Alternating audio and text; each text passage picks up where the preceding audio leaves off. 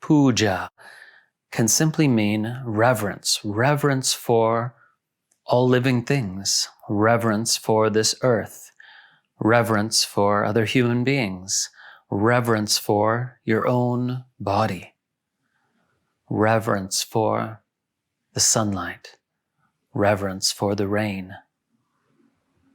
This attitude of reverence is such a beautiful attitude to cultivate on the spiritual path.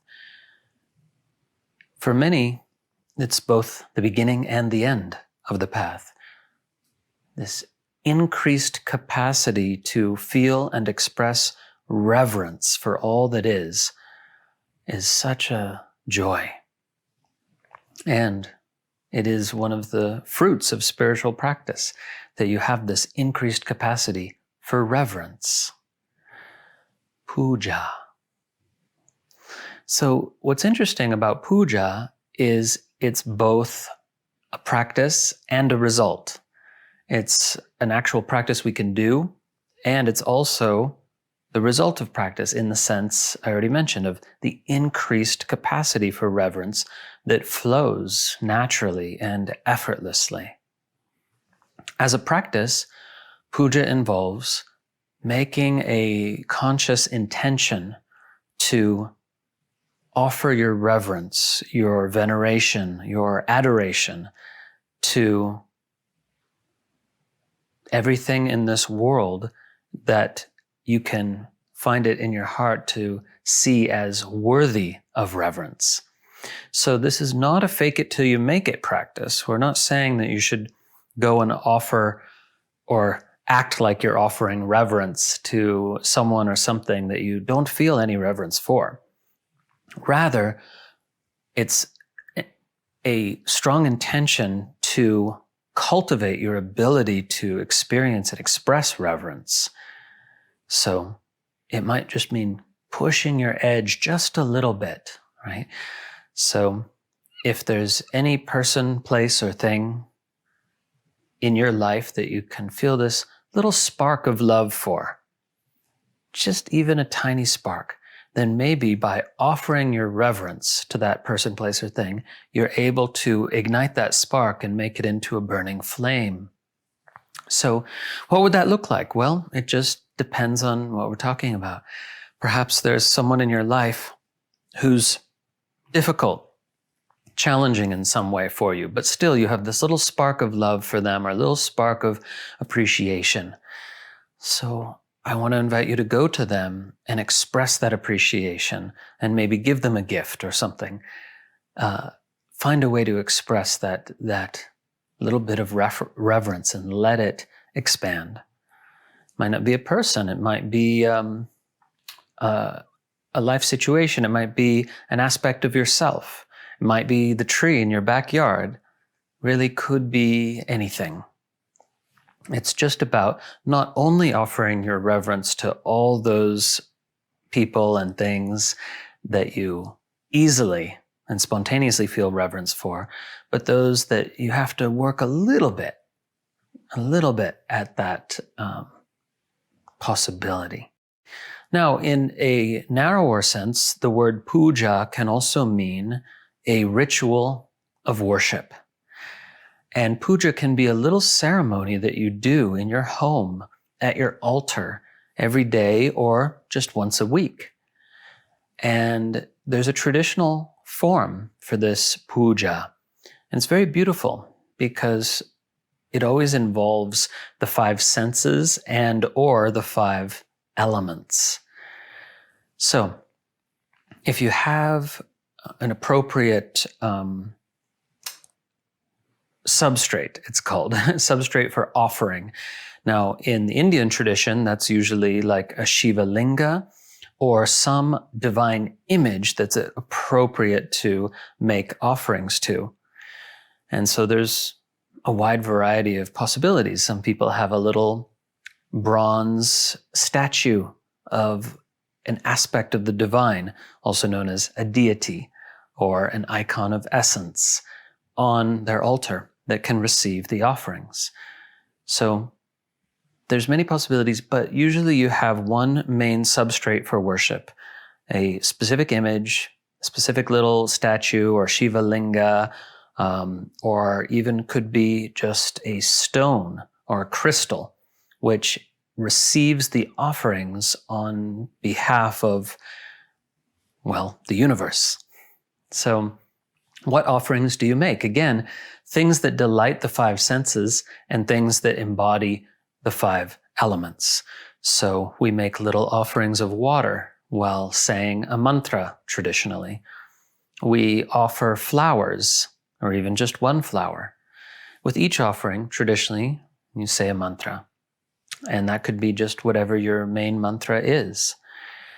And we also offer incense and the ringing of a bell. And there are other offerings possible as well, like little grains of rice, perhaps. And you'll learn more about this in the short video that we're also including with this on how to do a very basic home puja. The main thing is that you're offering with love and you're offering things that delight the senses and embody the elements. So another possible offering, by the way, is waving a flame, right, fire element, before the recipient or substrate of worship. Now, some people think that this act of ritual puja is somehow dualistic because they imagine that you're offering to someone or something different from yourself, like some god or deity is different from you. But this is not how it needs to be at all. For some people, it is that way. But puja can very easily be non-dual. The deity can be regarded as an icon of your own essence nature, a symbolic icon that expresses an aspect of your own divinity, and you're worshiping and honoring that aspect. Or puja can simply be God worshiping God. And that's how it's described in the non-dual tantric tradition. In fact, that tradition says only God can truly worship God. All true worship is the one reverencing itself. So what a beautiful possibility to invoke, that as you're making those offerings of water and flower and incense and flame, that you're aware this is the one reverencing itself. So, in whatever way is right for you, explore offerings of reverence. Pūjā. Hello, I'll be sharing with you now the simplest form of traditional ritual puja. And you need an icon or deity. I have here a crystal ball with the goddess Paradevi embedded in it. But you could have a small statue of bronze or brass. You could have a Shiva linga stone or a crystal representing the presence of the divine, or really virtually any other representation of divinity that is central on your altar. So first of all, I begin with the water offering.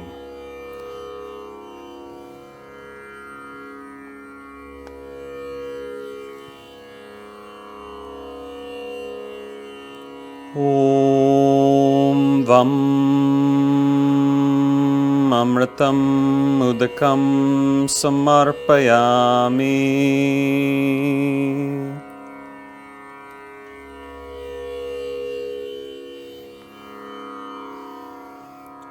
And a water offering is optional. But if you make a water offering, then you can collect the water which is now consecrated, blessed water, and you can drink it as an offering from the goddess, from the deity to you. Next we have flower offerings. Om Ham Pushpam Samarpayami.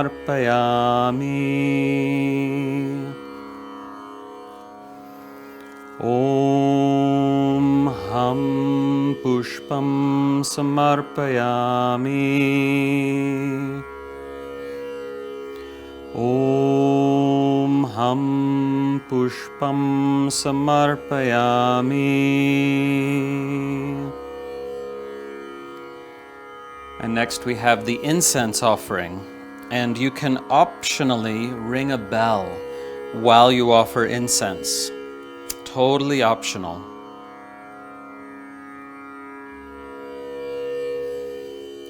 And when you light the incense, always wave out the flame, never blow it out.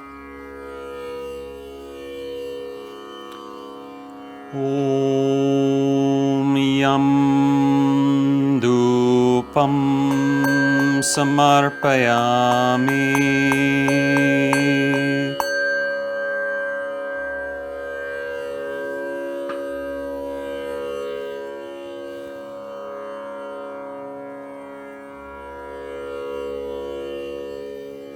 And then we have a flame offering.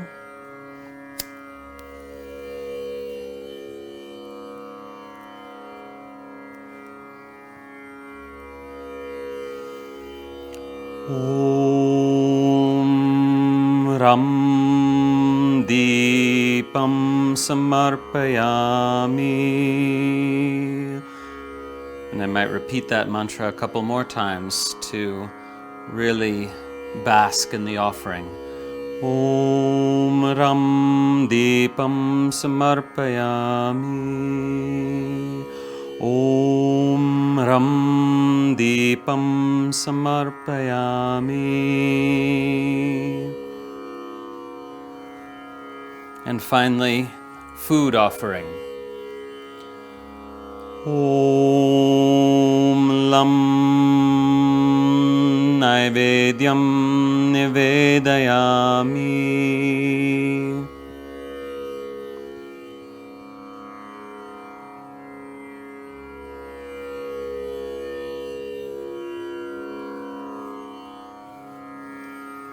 So now that all the offerings have been made, representing all the elements, water, of course, for water, flowers, curiously, for space element, incense for wind element, flame, of course, for flame, and food for earth element. Now that all the offerings have been made, I might just sit quietly for a few moments and then consume the food and water as a gift from the goddess, as blessed prasad, pure grace, in the form of, in this case, apple and water. Om.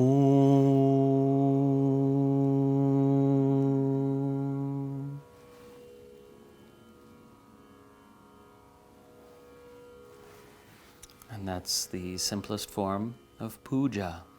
I hope you enjoy doing it in your home practice at your own altar.